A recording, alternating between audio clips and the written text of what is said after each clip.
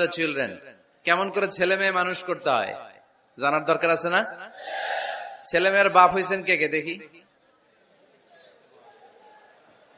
এই পোলাপাইনরা হাত তুলিস না আবার।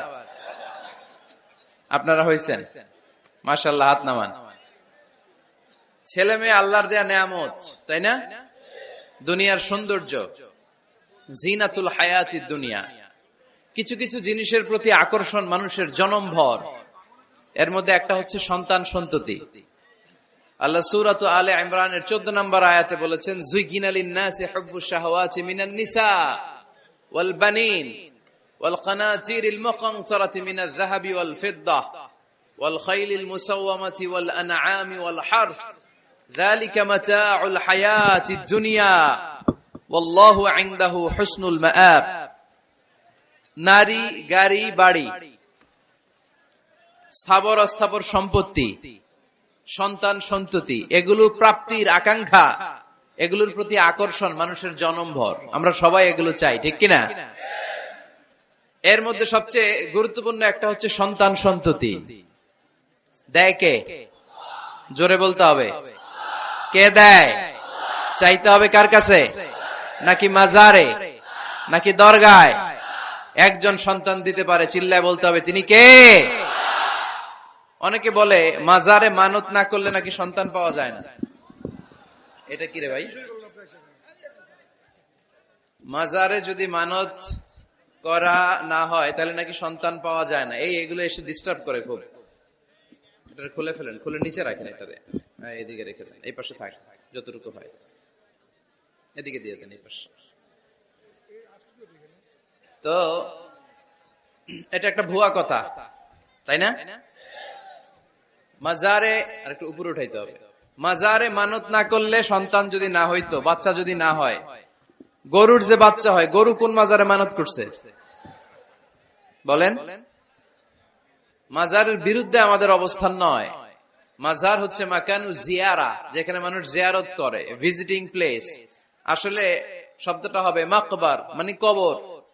কারো কবরে যাওয়া, জিয়ারত করা, এটা সুন্নাহ। কবর দেখলে আমরা সালাম দেই, ঠিক কিনা? এটা সুন্নাহ। তবে কবরে শুয়ে থাকা ব্যক্তির কাছে চাওয়া যায় না। চাওয়া যায়? ইযা সাআলতা ফাসআলিল্লাহ, যখন চাইবে কার কাছে চাইবে? ওয়া ইযা ইসতাআনতা ফাসতাইন বিল্লাহ, সাহায্যের হাত যদি পাতো কার কাছে পাতবো? ওনার ভান্ডারে কমতি আছে, ঘাটতি আছে? আমাদের যার যা লাগবে সবও যদি উনি দিয়ে দেয়, ওনার কমতি পড়বে নাকি? সুবহানাল্লাহ পড়েন। এজন্য মাজারে মানত না করলে সন্তান পাওয়া যায় না, এটা ভুয়া কথা, তাই না? তাহলে ছাগলের বাচ্চা হয় কেমনে? গরুর বাচ্চা হয় কি করে? এরা তো কোথাও মানত করে না। তাহলে বুঝা গেল সন্তান দেয়ার মালিক কে? এটা অনেক বড় নেয়ামত। আমরা অনেক সময় বুঝি না, আমরা অনেক সময় খেয়াল করি না। এটা অনেক বড় নেয়ামত। যার সন্তান নাই সে জানে সন্তান না থাকার কি জ্বালা। এরকম নিঃসন্তান কিছু ভাইয়েরা আমাদের এলাকায় আছে না নাই? আছে। তারাই জানে কি জ্বালা।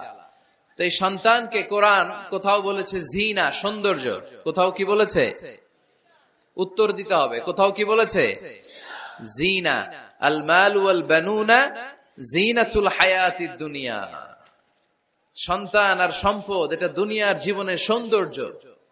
ছোট ছেলে মেয়েরা, সোনামণিরা না থাকলে পৃথিবীতে কোনো সৌন্দর্য থাকতো? স্বামী স্ত্রীর ভালোবাসা কয় বছর? রং ধরা যৌবন, জং ধরে শেষ। 1-2 বছর পরে আর আগের ওই মাতলামিটা থাকে না, ওই ভালোবাসাটা থাকে না। এরপরে ভালোবাসাটা হয় ছেলে মেয়েদের কারণে, ঠিক কিনা? ঘরে গেলে আব্বু আব্বু ডাকে, আম্মা আম্মু ডাকে, ছোটাছুটি করে, দৌড়াদৌড়ি করে, কান্নাকাটি করে, রাগ করে বসে থাকে, রাগ ভাঙাতে হয়, এটাই মজা, ঠিক কিনা? এজন্য আল্লাহ বলেছেন জিনাতুল হায়াতিদ দুনিয়া। ছেলে মেয়েরা, সন্তান সন্ততি হচ্ছে দুনিয়ার জীবনের সম্পদ, দুনিয়ার জীবনের সৌন্দর্য। এক আয়াতে বললেন জিনা, আবার আরেক আয়াতে বললেন ফিতনা। ইন্নামা আমওয়ালুকুম ওয়া আওলাদুকুম ফিতনা। তোমাদের সম্পদ, তোমাদের ছেলে মেয়েগুলো যেমনি সৌন্দর্য, আবার অন দা আদার হ্যান্ড তারা তোমাদের জন্য ফিতনা। কারণ এই সন্তানের মুখে খাবার তুলে দেওয়ার জন্য অনেক বাবা হারাম পন্থায় উপার্জন করে, এরকম আছে না নাই? তাহলে ওই সন্তান শুধু জিনা না, ওই সন্তান ফিতনা। এই সন্তানের কারণে বাবা দুনিয়ায় ফিতনায় পড়ে গিয়েছে, ফিতনায় জড়িয়েছে। আবার আরেক আয়াতে আল্লাহ বললেন আদুওয়া, কখনো